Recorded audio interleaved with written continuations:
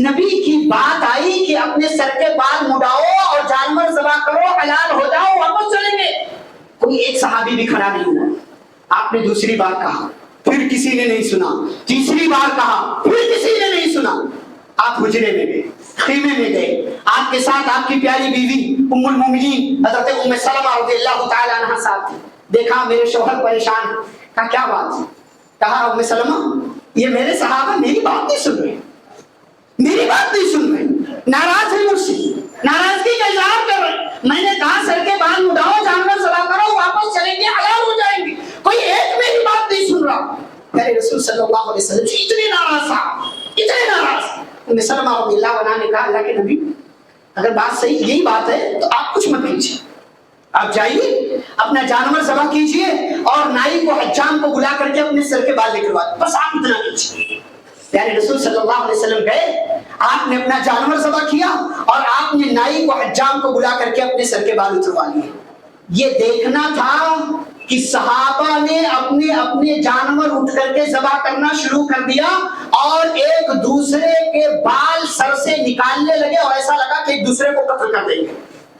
کیا پتا چلا؟ نبی صلی اللہ علیہ وسلم کے عمل پر عمل کا جذبہ.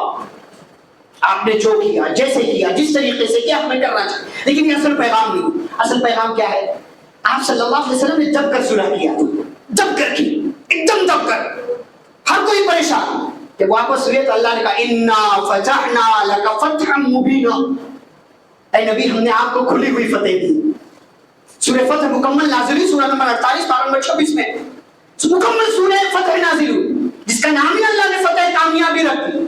آپ نے صحابہ کو سورہ فتح سنائی، صحابہ حیران، اللہ کے نبی یہ فتح اسے کامیابی کہتے ہیں؟ اللہ اسے کامیابی کہہ رہا ہے، اسے تو کامیابی نہیں کہتے. پیارے نبی صلی اللہ علیہ وسلم نے فرمایا کامیابی. کیسے کامیابی ہے؟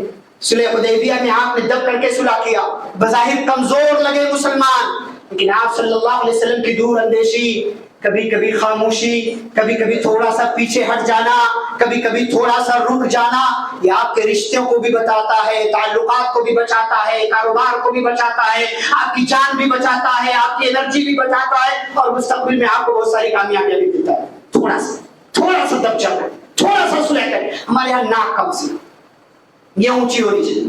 ایسے کیسے؟ شادی میں نہیں بلایا، آج کے بعد بات چیت بند، کارڈ نہیں بھیجا، بات چیت بند، یہ نہیں کیا، بات چیت بند. ذرا سی بات پر طلاق ہو رہے، تعلقات ختم ہو رہے. کیا یہ تھوڑا سا دب جاؤ، تھوڑا سا کمزور بن جاؤ. تعلقات کو، رشتوں کو بچانے کے لیے تھوڑا سا کمزور بننا پڑے گا، کمزور بن جائیے. پیارے نبی صلی اللہ علیہ وسلم کی صلح کا فائدہ کیا ہوا؟ صرف 2 سال کے بعد مکہ بھی فتح ہوا اور اسلام کی دعوت عرب سے نکل کر کے روم پہنچی، ایران پہنچی، عمان پہنچی، حبشہ پہنچی اور دیگر علاقوں تک. آپ صلی اللہ علیہ وسلم نے جب اندر سے آپ کو اطمینان ہو گیا، 10 سال کے لیے جنگ بند ہو گئی، تو آپ نے اسلام کی دعوت باہر تک پہنچایا اور اس طریقے سے آپ صلی اللہ علیہ وسلم کو بڑی کامیابی مل گئی اور 2 سال کے بعد مکہ بھی فتح ہو گیا. نمبر 6، آپ صلی اللہ علیہ وسلم نے مکہ فتح کیا سن 8 ہجری میں، اور آپ جانتے ہیں آپ اس وقت طاقتور تھے، مضبوط تھے، پاور میں تھے. 10,000 صحابہ کا لشکر مکے میں موجود ہے، چاہتے تو ایک ایک کو چن چن کر مار دیتے.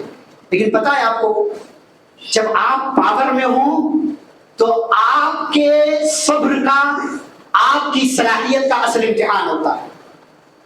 یعنی آپ کی صلاحیت کا کہ آپ اپنی طاقت کو نافذ کرتے ہیں یا آپ اپنے غصے کو نافذ کرتے ہیں. کیا کرتے ہیں آپ؟ لوگوں کو معاف کر دیتے ہیں یا آپ کیا کرتے ہیں؟ یعنی نبی صلی اللہ علیہ وسلم کھڑے ہیں، سارے مشرکین کھڑے ہیں. آپ نے پوچھا کیا کیا جائے؟ لوگوں نے کہا آپ کریم ہیں، آپ اچھے ہیں، اچھے باپ کے بیٹے ہیں، اچھے گھرانے سے آپ کا تعلق ہے، ہمیں آپ سے معافی کی امید ہے. نبی نے ایک جملہ کہا، لا تثریب علیکم اليوم، جاؤ، کوئی مسئلہ نہیں، کوئی سرزنش نہیں، کوئی بدلہ نہیں. لا تثریب، اذهبوا فانتم الطلقاء، جاؤ تم سب کے سب آزاد. میرے بھائیو، معاف کرنے کا جذبہ پیدا کرو. معاف کرنے کا ہمارے ہاں 2 چیزیں بڑی ہیں. ہم غلطی کر جائیں تو نہ معافی مانگتے ہیں، اور اگر کوئی ہم سے معافی مانگ لے ہم معاف بھی نہیں کرتے. دونوں چیزیں ہمارے ہیں. وَلْيَعْفُوا وَلْيَصْفَحُوا، معاف کرو، درگزر کر دو. أَلَا تُحِبُّونَ أَن يَغْفِرَ اللَّهُ لَكُمْ، کیا تم نہیں چاہتے کہ اللہ بھی تمہیں معاف کر دے؟ اللہ تو معاف کرنے والا نا. وَإِن تَعْفُوا وَتَصْفَحُوا وَتَغْفِرُوا فَإِنَّ اللَّهَ غَفُورٌ رَحِيمٌ. گنہگار ہم سب ہیں, غلطیاں ہم سب سے ہوئی. زمین والوں کو معاف کرو گے, آسمان والا تمہیں معاف کرے گا. پیارے نبی صلی اللہ علیہ وسلم نے مکے کے فتح کے موقع سے سارے کافروں کو, مشرکوں کو, سب کو معاف کر دیا, سوائے چند ایک کے جو موسٹ وانٹیڈ تھے, جن کے کھلے عام قتل کرنے کا آپ نے اعلان, ان میں سے بھی بعض لوگوں کو بھی آپ صلی اللہ علیہ وسلم نے ان میں سے بھی بعض لوگوں کو معاف کر دیا. نمبر 7, جاہلیت کی رسمیں آپ صلی اللہ علیہ وسلم نے ختم کی. بہت ساری جاہلی رسمیں تھیں مسلمانوں میں بھی, مکے کے اندر اور پھر مدینے کے بہت ساری جاہلی رسمیں تھیں. آپ نے ساری بری رسموں کو ختم کرنے کا اعلان کیا, ساری بری رسموں کو. اور انہی بری رسموں میں سے ایک رسم کیا ہے جو ہمارے یہاں بھی چلتی ہے؟ خاندان پر فخر کرنا, دوسروں کے خاندان میں کیڑے نکالنا, برا بھلا بولنا. کہ ہمارے یہاں چلتا ہے, ہمارے یہاں چلتا ہے. غلط بات. ہمارے یہاں لوگ اپنی ہی برادری میں شادی کرنے کو فخر سمجھتے ہیں, اچھی بات. خاندان میں شادی کیجیے, اچھی بات. لیکن اگر خاندان میں مناسب رشتہ نہ ملے تو کہیں اور بھی شادی کر سکتے ہیں, کہیں اور. نبی صلی اللہ علیہ وسلم بنو ہاشم کے, لیکن آپ نے شادیاں کہاں کی ہیں؟ بنو ہاشم سے بھی بڑا کوئی خاندان ہے؟ کوئی خاندان نہیں, کوئی خاندان نہیں. لیکن آپ صلی اللہ علیہ وسلم کی 11 بیویوں میں سے کوئی اس قبیلے کی, کوئی اس قبیلے کی, کوئی اس قبیلے. آپ نے ہمارا مسئلہ کیا ہے؟ ہم سمجھوتا نہیں کریں گے. اس کو نبی نے ختم کیا, اس کو نبی صلی اللہ علیہ وسلم نے ختم کیا.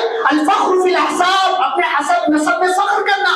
والطعن فی الانساب, اور دوسروں کے نسب میں خاندان میں کیڑے نکالنا. تیری ماں ایسی, تیرا باپ ایسا, تیرا گھرانہ ایسا, تیرا خاندان ایسا.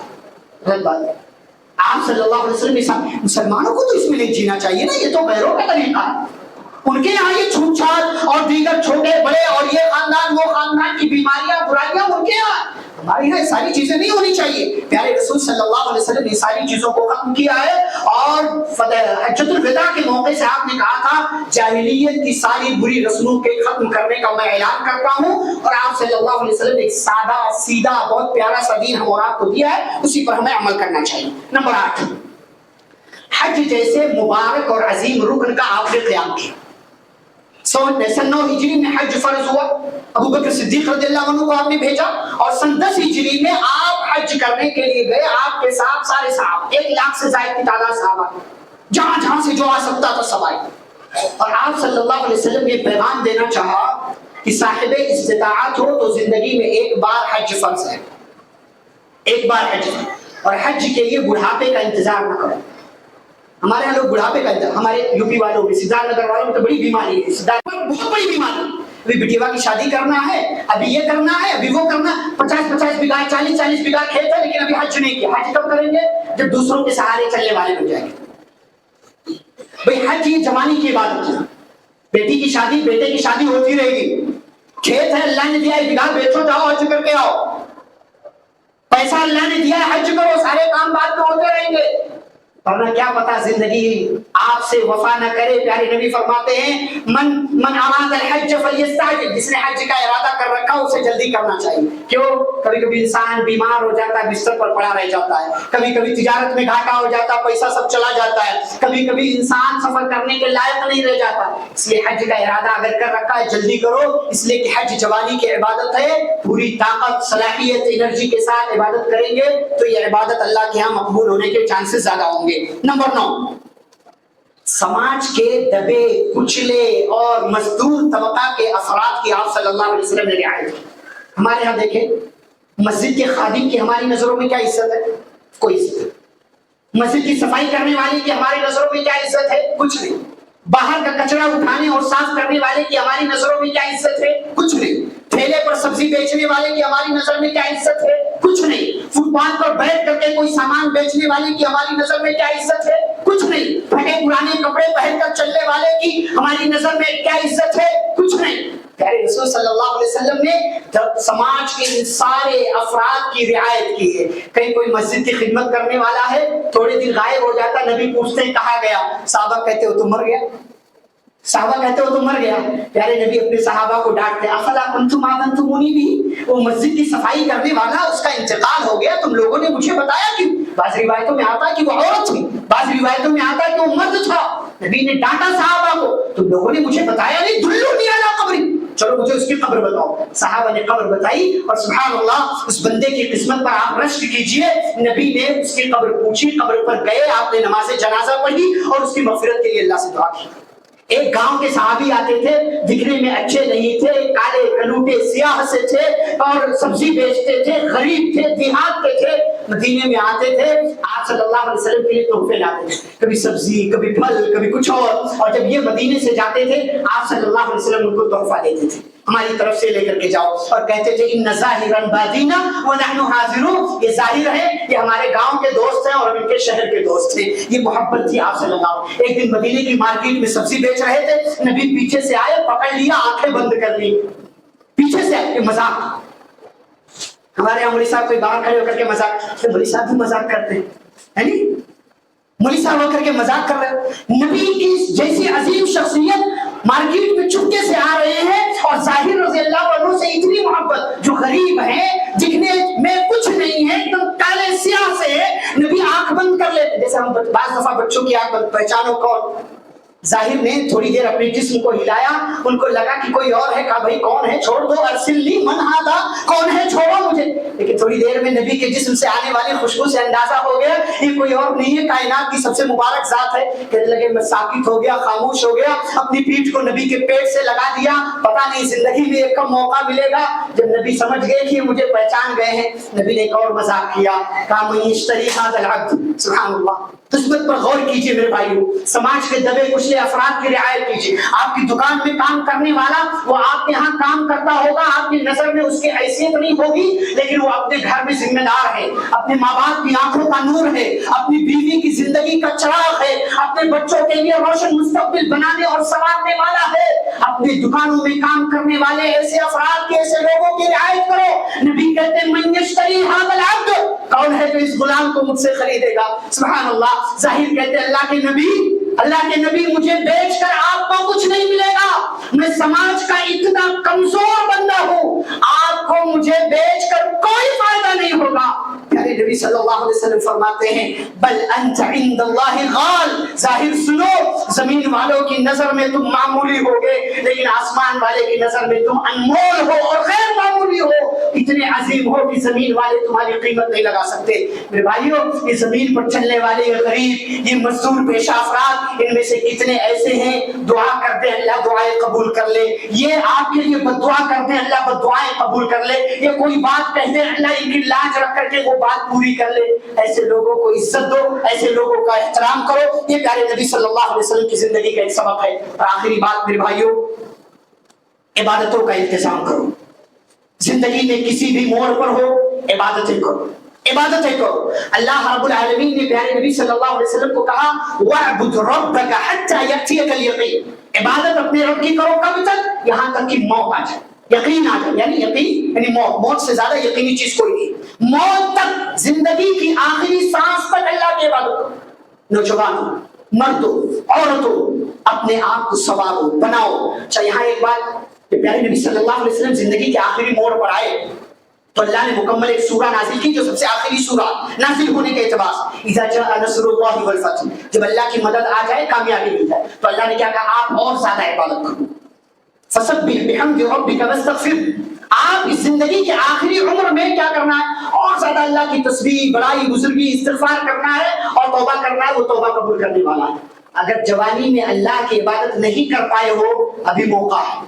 بوڑھے ہو گئے ہو, اللہ کی عبادت کر لو, اور جوان ہو تو اس جوانی کو غنیمت سمجھو. ہمارے یہاں بعض لوگ کہتے ہیں کوئی انسان بڑھاپے میں عبادت کرنے لگے تو اس کا ماضی بتا کر کے چڑھاتے ہیں, ارے پہلے تو عبادت نہیں کی, اب کر رہے ہو. بلی 900 چوہے کھا کر کے حج کو چلی, بھائی بلی 900 چوہے کھا کر کے اگر حج کو چلی جائے, اس کے سارے گناہ معاف ہو جاتے ہیں. مذاق نہیں اڑانا. کوئی بندہ زندگی بھر عبادت نہیں کر پایا, زندگی کے آخری پڑاؤ پر عبادت کر لے, توبہ کر لے, اللہ اس کی توبہ قبول کر لیتا ہے, اللہ اس کو معاف کر دیتا ہے. یہ طریقہ ہمارا ہونا چاہیے. جوانی میں عبادت کرو, اللہ پوچھے گا جوانی میں کیا کیا. جوانی کے بارے میں آپ کو سوال کا جواب دینا. جوانی میں نہیں کر سکے ہو, بڑھاپا آ گیا ہے, زندگی کی آخری سانس چل رہی ہے, آخری پڑاؤ پر ہو, اللہ سے توبہ کر لو, استغفار کر لو, معافی مانگ لو, اللہ کی تسبیح بیان کرو, ذکر و اذکار کرو, غیر ضروری چیزوں سے اپنے آپ کو بچاؤ. آج ہمارے بوڑھے بھی موبائل لے کر کے شارٹس دیکھ رہے ہیں. کیا بھائی, کسی کو نہیں کرنا چاہیے. لیکن زندگی کے آخری پڑاؤ پر ہو کچھ تو احساس کرو. اب تو اللہ اللہ کرو. یہ اللہ نے خاص طور سے پیارے نبی صلی اللہ علیہ وسلم کو حکم دیا. تو میرے بھائیوں بزرگوں محترم خواتین, یہ پیارے نبی صلی اللہ علیہ وسلم کی مدنی زندگی کے حوالے سے 10 باتیں بہت ساری ہو سکتی ہیں, لیکن 10 اہم باتیں جو سماج کے لیے مددگار ثابت ہو سکتی ہیں, میں نے آپ کے سامنے رکھنے کی کوشش کی ہے. اللہ رب العزت سے دعا ہے اللہ ہم سبھی کو زندگی کے ہر میدان میں پیارے رسول صلی اللہ علیہ وسلم کو اپنا آئیڈیل, نمونہ, اسوہ حسنہ سمجھتے ہوئے اپنی زندگی گزارنے کی توفیق عطا فرمائے. اللہ رب العالمین ہم سبھی کو ہر قسم کی بری چیزوں سے بچنے کی توفیق عطا فرمائے, ہر قسم کے خیر اور بھلائی کے کاموں کو کرنے کی توفیق عطا فرمائے. ہماری جو بھی ذمہ داریاں ہیں سماج میں, گھر میں رہنے کے اعتبار سے, اللہ ہمیں اپنی اپنی ذمہ داریاں مکمل طور سے ادا کرنے کی توفیق عطا فرمائے. اللہ ہمیں اس زندگی کی حقیقت کو سمجھتے ہوئے آخرت کی زندگی کی تیاری کرنے کی توفیق عطا فرمائے. اللہ ہمارے درمیان جو بیمار ہیں انہیں شفائے کاملہ عاجلہ عطا فرمائے. جو کسی طرح کی مصیبت میں پریشانی میں ہیں اللہ ان تمام لوگوں کی پریشانیاں دور فرمائے. جو قرض کے بوجھ تلے دبے ہوئے ہیں اللہ ان کے قرض کی ادائیگی کی سبیل پیدا فرمائے. جو مصیبت میں ہیں اللہ ان کی مصیبتیں دور فرمائے. اللہ ہمارے نوجوانوں کی, ہماری عورتوں کی, ہماری ماں اور بہنوں کی عزتوں کی حفاظت فرمائے. اللہ ہمارے علاقے کی, شہر کی, ملک کی حفاظت فرمائے. اللہ ہم سب کو سلف صالحین کے منہج کے مطابق زندگی گزارنے کی توفیق دے. جب تک اللہ دنیا میں زندہ رکھے, اسلام اور ایمان پر زندہ رکھے. خاتمہ تو خاتمہ بالخیر ہو. وصلی اللہ تعالی علی نبینا محمد وعلی آلہ واصحابہ اجمعین برحمتک یا ارحم الراحمین.